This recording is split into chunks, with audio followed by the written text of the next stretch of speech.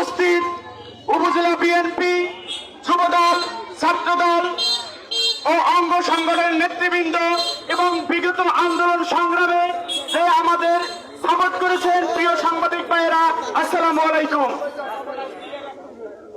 আমাদের তারেক রহমানের 31 দফা বাস্তবায়ন কি আমাদের অপরাধ? আমরা জনতা জনাব মাহমুদ সাহেবের পক্ষ থেকে এই 31 দফা লিফলেটটি আমরা ঘরে ঘরে পৌঁছেছি। আমরা কি কেউ ধানের শীষের বাইরে ভোট দিব? আমরা কোথায় ভোট দিব? তাহলে এত এত এলার্জি কিসের? এত এত রক্ত গরম কিসের? আমরা বিগত আন্দোলন সংগ্রামে এই রাজপথে থেকেছি। আমরা জানি কারণ আন্দোলন সংগ্রামে আমাদের এবং সিনিয়র নেতৃবৃন্দদের সাথে ছিল। আমরা দেখেছি, আমরা কাজ করে চলছি। এটা কারো পৈতৃক সম্পত্তি না। তারেক রহমানের নির্দেশে আমরা বাংলাদেশের সেই অরাজক রাজনীতি বন্ধ করতে চাই। এই রাজনীতি যারা চালু করবে তাদের বিরুদ্ধে আমরা চাই না, চাই আমরা রাজনীতি চাই। আমরা সাধারণ মানুষের মতো বাঁচতে চাই। এটা তারেক রহমানের কথা।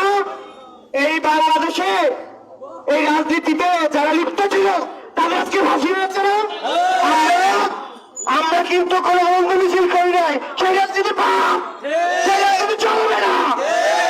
আমরা চাই যারা ধানের শীষে জয়ী করতে পারবে তাদেরকে বিবেচনা করে এই আসনে নমিনেশন দেয়।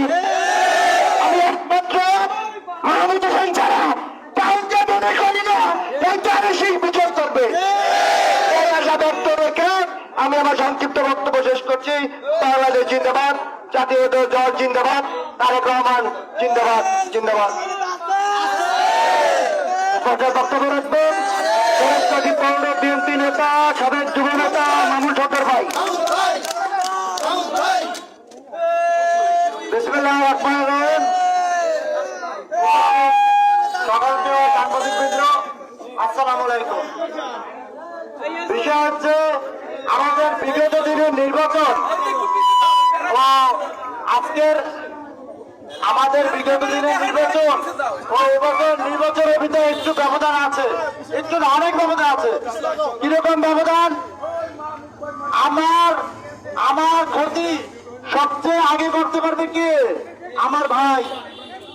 তো এই যে জামাত, আমাদের বিপক্ষে জামাত, ওরা কিন্তু বিগত 25 বছর আমাদের সাথে ছিল, আমাদের ঘরে ছিল। অতএব ওরা আমাদের সফলতা দুর্বলতা সব জানে। এর জন্য এই জামাতে আমার ঘরের সাথে আমরা আবার নির্বাচন করতেছি, আমার ভাইয়ের সাথে নির্বাচন করতেছি। অতএব এবারে ধানের শীষের প্রার্থী যদি কঠোর শক্ত প্রার্থী না হয়, জনগণের প্রার্থী না হয়, এবার জামাত থেকে আমাদের ভোট ছিনিয়ে আনা কিন্তু কঠিন হয়ে যাবে। ইনশাআল্লাহ আপনাকে তারেক রহমান লিডার আপনাকে বলছি,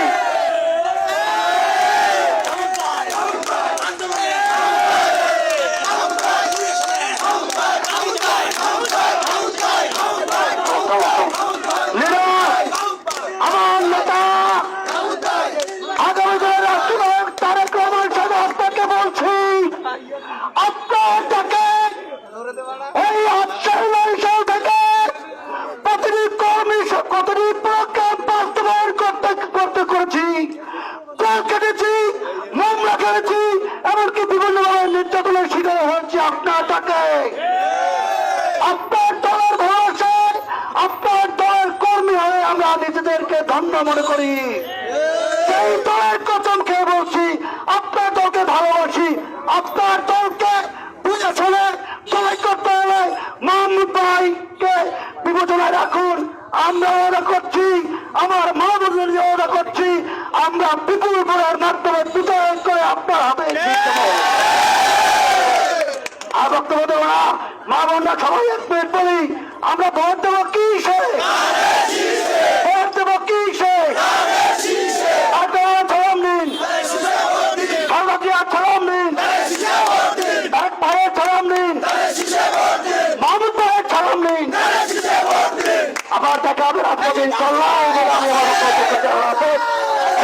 বক্তব্য রাখবেন বাংলাদেশ জাতীয়তাবাদী দলের সংগ্রামী সদস্য প্রিমপুর জেলা শাখার জনাবা মাসুমা তালুকদার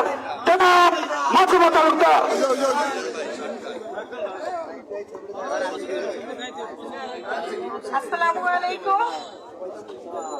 আমি অনেক কিছু বলবো না, অল্প কথাই বলবো। দুর্দিনে আমাদের মাহমুদ ভাই আমাদের পাশে ছিল, তাই আমরা চাই মাহমুদ ভাই আমাদের পাশে থাকুক এবং মাহমুদ ভাইকে মনোনয়ন দেওয়া হোক। এটা আমাদের মহিলা দলের অনুরোধ। মহিলা দল নয়, আমাদের সবাই অনুরোধ যে মাহমুদ ভাইকে মনোনয়ন দেওয়া হোক। তাইলে আমরা অনেক সন্তুষ্ট হব এবং আমরা কালকে মহিলা দল নিয়ে অনেক করেছি। দুর্বৃত্তরা আমাদের অনেক দুর্বৃত্তরা আমাদের অনেক ছত্রভঙ্গ করার চেষ্টা করেছে, এমনকি মহিলারা ভয়ও পেয়েছে, তাদেরকে এমন থাবড় মেরেছে যারা পড়ে গেছে, তারপরও মহিলারা যায়নি, অনেক ভয় দেখিয়েছে, তারা এভাবে সেভাবে পালিয়ে গেছে এবং তারা আমাদের অনেক কিছু করার চেষ্টা করেছে। আমরা অনেক লড়াই করেছি, আমরা ভয় পাই নাই, তারপরও আমরা ছিলাম, আমরা তারপরও এখনো আছি।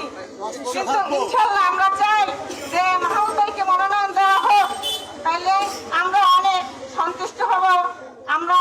আমি অনেক কিছু বলবো না, এই বলে আমার বক্তব্য শেষ করলাম। আমাদের ভোট স্বাধীনতা কেড়ে নিয়েছিল, আজ সেখান থেকে সর্বোচ্চ আমরা মুক্ত হয়েছি সংগ্রামী সাথী বন্ধুগণ।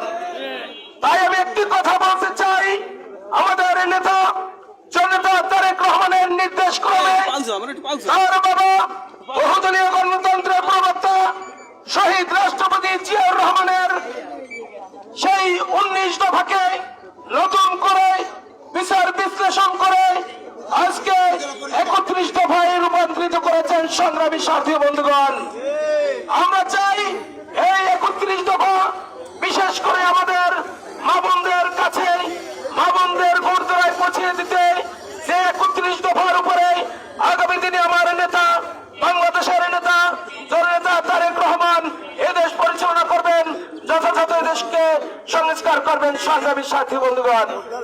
তাই আমি মনে করি আমাদের আগামী তফসিল ঘোষণার আগে আমাদের সারা বাংলাদেশে আপনাদের সম্ভাব্য প্রার্থী ঘোষণা করা হয়েছে।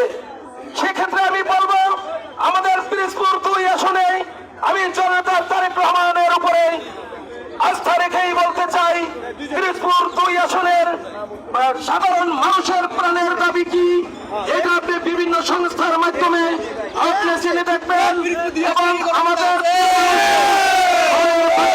চেষ্টা করবেন এবং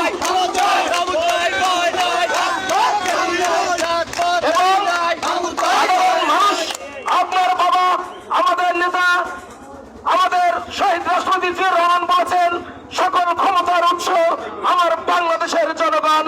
তাই আমি আপনাকে একটি কথা বলতে চাই, সেই সাধারণ জনগণ যদি এই দেশের মালিকানা হয়ে থাকে, তাদের মনের ভাষা বুঝে তাদের পরিকল্পনাকে আপনাকে নতুন করে এই মনোনয়ন দেওয়ার মাধ্যমে তার শেষ ফিরে আসতে পারে এমন একজন ব্যক্তিকে মনোনয়ন প্রদান করবে। সংগ্রামী সাথী বন্ধুগণ, এই কথা ভুলে গেলে চলবে না।